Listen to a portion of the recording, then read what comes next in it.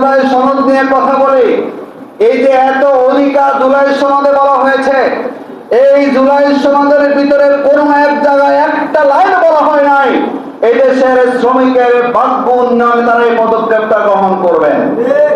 সব নেতারা ছিল না সেখানে, ওখানে জামাত ছিল, ওখানে বিএনপি, সব দল ছিল। 30টা রাজনৈতিক দল যেই সনদে স্বাক্ষর করেছেন, সেই সনদের ভিতরে এই দেশের 7.5 কোটি শ্রমিকের ভাগ্য উন্নয়নে একটা কথা বলা নাই। আবার আমরাই বলি আমরা কি করতে চাই, আমরা শ্রমিকের ভাগ্য পরিবর্তন করতে চাই। আমরা শ্রমিকরা ওই জনতুষ্টির মোতাবেক কৃষকটারও আমরা চাই না, আমরা ফ্যামিলি কার্ডও চাই না। আমরা চাই রাষ্ট্রের নাগরিক হিসাবে রাষ্ট্রের যে দায়িত্ব সাংবিধানিক ভাবে কৃষক শ্রমিকের উন্নয়ন করার জন্য আমরা সেই অধিকার চাই না। বলেন, অধিকার আমাদেরকে দেওয়া হয়, ওই কৃষক কার্ড আমাদের প্রয়োজন হবে।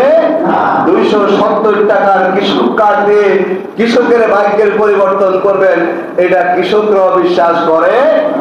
2000 টাকার ফ্যামিলি কার্ড আপনি দিচ্ছেন, আর এক মাসে 2 বার তেলের দাম বাড়িয়েছেন না, গ্যাসের দাম বাড়ছে না, আপনি গ্যাসের দাম বাড়াবেন কয়েক গুণ, তেলের দাম বাড়াবেন মাসে 2 বার, আর বিদ্যুৎ দাম বাড়াবেন, আর শ্রমিকদেরকে 2000 টাকার কৃষক কার্ড দিয়ে ফ্যামিলি কার্ড দিয়ে তৃপ্তিটা করবেন।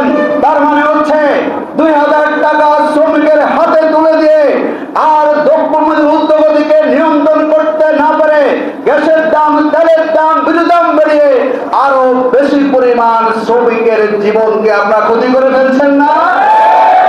একদিকে 2000 টাকা, আরেকদিকে দ্রব্য মূল্যে 10,000 টাকার যে বাড়তি দাম আপনি নিচ্ছেন, আমরা মনে করি এই থেকে সরকারকে বের ওঠা উচিত না। বলেন, আমরা বলবো আমাদের দ্রব্য মূল্যকে নিয়ন্ত্রণ করতে হবে।